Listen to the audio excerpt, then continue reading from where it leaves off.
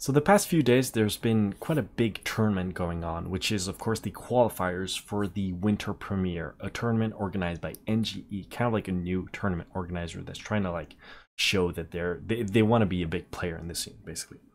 Now, there's been a lot going wrong with the tournament, but first and foremost, it's been pretty hard to follow because you've had these big open brackets that weren't being streamed, and also for Europeans it was like a fairly late time in the night.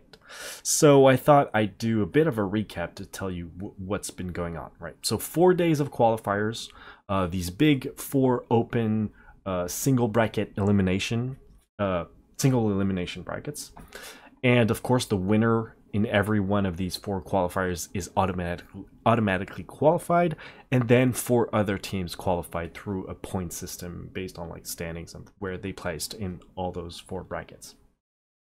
So let's start with the first bracket on Saturday, and this is only the top 8. Of course, before that you had a lot of matches, but not necessarily relevant teams, even though there were some upsets. So notable upsets, or at least big names that didn't make it to the top 8 on day 1, were Cloud9 getting beat by Selfless 2-0, also Rise Nation getting beat by Kungana 2-0, and finally Luminosity beat by Complexity 2-0 as well. So as you can see in the bracket, we ended up with a final between Kungana, who beat Selfless and Complexity, and on the other side of the bracket we had Kingdom Esports beating Liquid and FaZe. Right. So let's go very quickly in the game just to show you what happened in terms of compositions and what they were trying to do. On this side, Kungana played kind of like the standard, what we expect nowadays, which is a 3-2 composition, 3 tanks with the Reinhardt, the D.Va, and the Roadhog. You add a soldier in there. It's really a composition that's all about pressuring the enemy Reinhardt shield with your Roadhog and your soldier. You're protecting your own Reinhardt shield with your D.Va. And then once the enemy shield breaks, you can try to get hooks with the Roadhog, thus getting picks. Of course, you have the nano boosted tac visor as a combo, and if the enemy team is running a soldier, then you have your D.Va to try to go block that combo. So Kungana played mostly that kind of standard that we saw Envious play at Apex, of course, really well. On the side of Kingdom, though, this has been like really the big story of this tournament, which is the quad tank, the 4-2 composition, 4 tanks and 2 supports. It's kind of like the same base as the composition that we have on the other side. However, you replace the soldier, or the DPS really, by the Zarya. Now, you can kind of do the same thing with the Rein, D.Va, and Roadhog. However, having the Zarya here with her shields enables your front line, your Reinhardt, to be much more aggressive. Okay, let's say you want to charge with your Reinhardt. Okay, you can put the Zarya bubble on him, and then when the enemy Reinhardt has to countercharge, he's going to take damage, whereas your Reinhardt is not going to take damage. You can also cleanse Ana's debuff grenade with the bubble, so basically it makes your front line that much more beefier just because you have the Zarya. Of course, Reinforce had like this big post that he wrote on Medium where he said he was talking about how punishing the meta was for Reinhardt. That was because of the lack of Zarya. And this quad tank composition kind of deals with that. You have the Roadhog for the damage. You also have some damage from the Zarya. You have a much beefier front line, and your Reinhardt can actually be aggressive.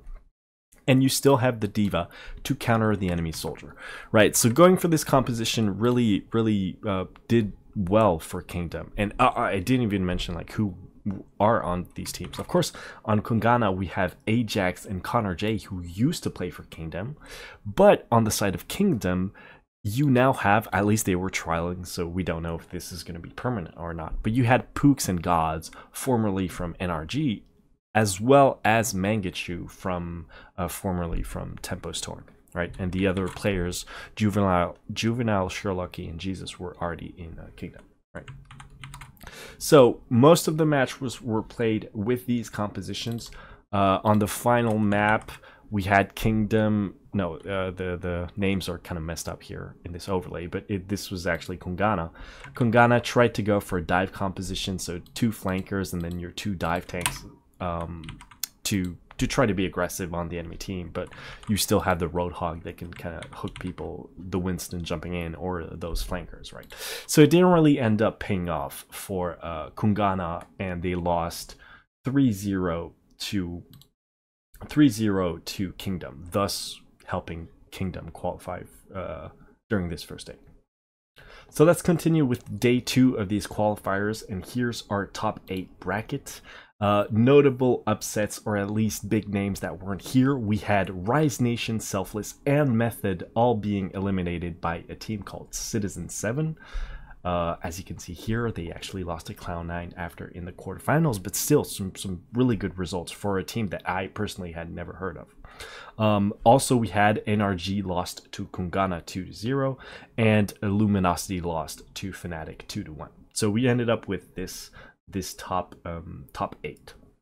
As you can see, Cloud9 made it to the finals, beating Citizen 7, as I've said, and Complexity in the semis. And on the other side, we had Fnatic beating Immortals, and then Liquid to go against Cloud9 in the finals. So once again, we're going to try to go into the game, try to see what went on in terms of compositions. And here we go. Okay. So Cloud9, they played, they put Mendo on the Zarya, okay? And this is kind of like interesting because you can go for the quad tank when you put Surefour onto the Roadhog, but you also have the opportunity to put him on Tracer or on Soldier or on like whatever you want, right? So initially this is a 3-2 composition, so 3 tanks right here without the Roadhog, okay? Without the Roadhog. So instead of trying to play Shield War, which is kind of like the nickname to this thing that you do with the Soldier and the Roadhog and try to pressure the enemy shield, instead of doing that, you can just be aggressive with the Zarya and not rely on picks with the Roadhog. It's just like, okay, let's try to play around our Reinhardt. Charge, you know, we're going to put a bubble on him. He's going to charge, try to be aggressive, and we can have the Tracer try to follow up on that aggression. Fnatic here, you can see a 2-2 dive comp, so 2 dive tanks, 2 flankers. They played with the Zenyatta. Some people play with the Ana. It doesn't matter too much. Like, different teams have their different ideas on what to run at support right now, but yeah, they played it mostly on attack Fnatic, but they also swapped to something more standard afterwards, right? So if we see right here, they're playing kind of like a 3-2 but without a diva, because, well, if you're against quad tank, you don't really need the diva to counter like the enemy soldier. I guess you could still have her and have her dive the Ana once the fight happens, but they tried to go for like a Rein Hog Zarya, where you can still be aggressive with your Rein because you have the Zarya, but you still have the damage from both the Hog and the Soldier and the pick potential from the Hog, right? So everyone's trying these different things in terms of like which tanks they're trying, right? So I think it's a bit I can't find the word, whatever. It's not very clear when people just say triple tank, because you can run like different tanks, and having here Zarya Hog Rein is not the same as having the diva. It doesn't play out the same way, basically. Okay. So yeah, some different composition, trying different stuff. Eventually on the next map, Fnatic tried to go for this 2-2, so just going Reinhardt, Zarya, and having the Tracer and the Soldier. Cloud9 pretty much only played after that. They just played quad tank. It worked out like really well for them. So they did swap back to a bit of Tracer, I guess, but yeah.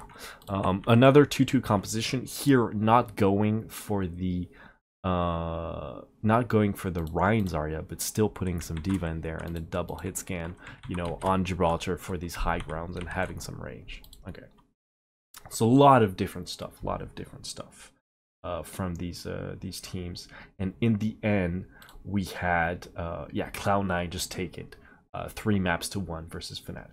So moving on to day 3, we had this bracket for our top 8. Before the top 8, of course, we all again had some interesting results.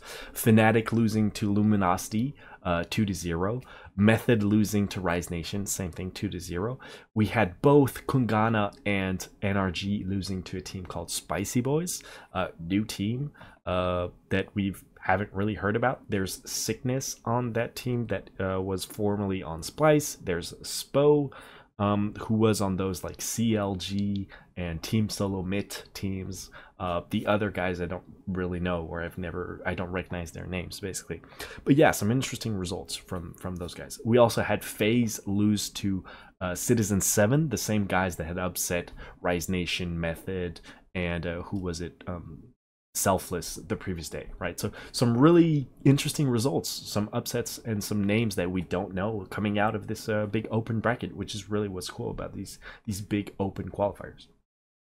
So for the finals on day 3, we had Complexity versus Luminosity. Complexity beat Rise Nation and Team Liquid, whereas Luminosity beat Splice and Immortals. Okay, so same thing, we are going to go into those games to see what's up and see what every team's trying to do basically. So Complexity, this is cool. We have a 2-2 compositions, 2 tanks, 2 supports, and they play no D.Va, no Hog. They just play Reinhardt, Zarya, and they put a Mei in there. Okay, on the side of Luminosity, this is the standard 3-2 that we've been talking about with the Soldier. They play it with the Zenyatta. Of course, Hidan's a great Zenyatta, so not much to say there, but this is kind of standard. On the side of Complexity, though, you need to understand that this is a very, very aggressive composition, right? The plan here is to wall someone off and then just go ham. Right, you're gonna use the Zarya bubble for your Reinhardt to be super aggressive, right? So this is kind of like the Zarya D.Va Rein thing, except you have the Mei wall instead of the D.Va. So you want to wall someone off and just go super aggressive, and then have the Tracer there to follow up on that aggression, right? So I'm actually gonna play this clip out so that you can see it. Okay, first we have like a spam grenade from the Ana from Shake, and that's something that they've been practicing. If you've been watching some of their VODs, they try to do this on every map on the defense, try to get some chip kind of easy damage at the start. All right, so they want to get a wall off. Wall goes down, doesn't quite catch the Reinhardt, and yet instant aggression, right? Instantly, we have JKW charging, he gets bubbled and charge, right? Super aggressive, and follow up by the whole team, right? This is not some kind of Soldier and Ana sitting in the cafe type strategy. No, the whole team is like just engaging on them, right? So this is cool because Complexity during these entire tournament pretty much has played only Mei and Zarya and just trying to be super aggressive and like, we're not going to play shield war, we're not going to give you the time to poke our shield down, we're just going to engage on you before you can do anything, right? So really cool stuff by them. On the side of Luminosity, we had, of course, you can see here that it's actually Crew playing the main DPS role. He was a Soldier, but we also got to see him on Pharah.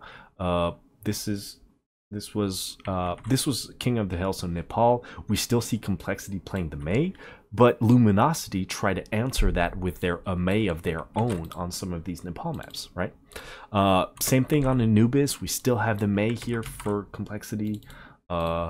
Same thing on Gibraltar, even though they put a monkey in there to try to jump because Luminosity was playing some Genji, right? So we saw Crew on Soldier, on Tracer, on Genji, on Pharah, on Mei a bit, right? So he seems to be really playing the main DPS on this team. We still have Einsfeld, who's been playing Tracer for a long time for this team, right? But Spree is really kind of like the off-tank flex role on this team, basically.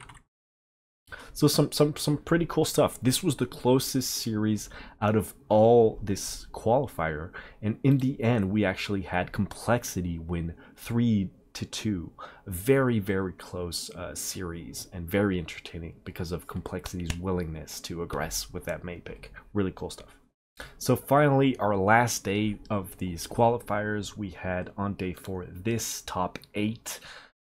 Some notable, just one really notable result before that was FaZe losing to NRG 2-0, which is kind of weird because FaZe made the 3rd place on the first day, and NRG had lost to Spicy Boys, and they had lost to Kungana, right? And not even making the top 8, right? And all of a sudden they're beating FaZe 2-0. So like, I don't know what's happening there. Anyway, so our top 8, we had Fnatic beating Rise Nation and NRG to make the finals, and on the other side, Immortals beating Kungana and Luminosity to also make the finals, right? So let's go in the game very quickly. Not as much interesting here. We saw a lot of quad tank versus quad tank this match, right? So 4 tanks, 4-2, 1, 2, 3, 4, and then 2 supports, and same thing on the other side. We saw a tiny bit of Grim Reality's McCree at some point, right? So like the standard 3-2, but then with the McCree instead of the soldier. Fnatic with more quad tank on this map. And then we also saw got to see a tiny bit of Bud's Tracer. But in the end, it was Immortals taking it 3-1. Right, so some very interesting stuff throughout these qualifiers. Let's try to recap a tiny bit what we just said. Okay, here we go. So as you can see, Kingdom, Cloud9, Complexity, and Immortals automatically qualifying because they won one of those days of qualifiers. And then in our points standing, we had Fnatic, Luminosity, Kungana, and Liquid making it thanks to their consistency across those 4 days, basically. Notable people that didn't qualify, I just talked about FaZe and NRG not making it. They were actually pretty far. They kind of had to like win the entire last day to be able to make it, right? And yeah, you see these teams like Kungana who actually qualifies. So it's great news for this fairly new team that we hadn't heard too much about. And Citizen 7 also placing pretty yeah, pretty well. Some notable teams that didn't make it a single time to the top 8 are Method, who had like a different roster going on. Also, the roster with Grego, Reaver, and Shatter called Really Cool Guys. They didn't make the top 8 a single time, right? So it's interesting because we see some teams showing some big structure, big teams making it into this qualifier, but also some smaller guys kind of showing up, so that's really cool.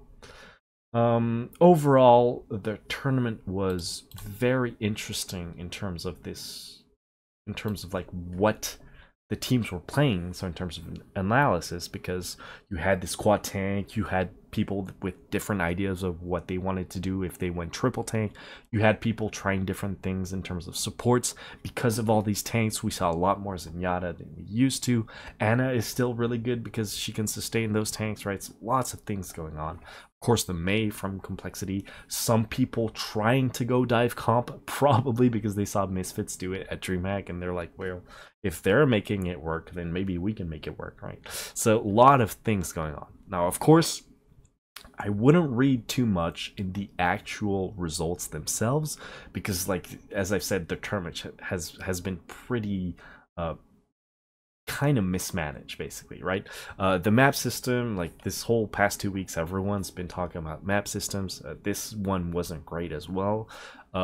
We had Fnatic versus C9 in that finals. They tried to ask C9 if they didn't mind like moving the game to like the East Coast server in NA so that their European players could have like better pings. C9 said, yeah, sure, why not? But the organizers actually said, no, we don't want to do that because we want our observers in game to not have lag so that the spectating experience is better, which makes no sense whatsoever. I don't understand how you can like put the observers before the actual players. Like, you need to have your players in the best possible condition, right?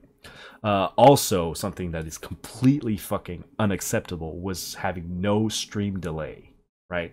So that meant any one of those games that was streamed, any team could have like a coach watching the stream and telling his team, oh, this is the comp that they're running. Oh, they have this many ults at any time. Now, I don't know if anyone did that. I'm not accusing anyone of doing that. But the fact that it was even possible just fucking boggles my mind. Why would a tournament organizer discredit their entire tournament just because they don't want to put like 1 minute stream delay? It just makes no sense at all, right? So there's also been quite a bit of criticism of the casters themselves, even though they did get better throughout those days. I think that the biggest criticism of the entire tournament overall is the fact that they didn't stream more of these interesting games, these big open brackets where lots of stuff happened. We didn't get to see them because they only streamed the semifinals and the finals every day, right? So if NGE wants to be like a big player in terms of Overwatch tournament organizers, they need to hire more staff. Like, you had those 2 casters casting and then being on the desk those entire days, right? If they had like separate casters and then analysts, they could have maybe, you know, covered more games, right? Because obviously it's super hard to be both casting and then transitioning to like being on camera doing an analysis. Like, it's 2 different roles, and we've been fortunate enough to have people in the scene that can do that, but it's hard to expect that from casters who are also like kind of debuting in the Overwatch world, right? So the main tournament, these were only the qualifiers. The main tournament starts on January the 3rd. That's the Tuesday right after New Year. And I really hope they fix some of these issues so that we can have actually a really good tournament, maybe. See you next time.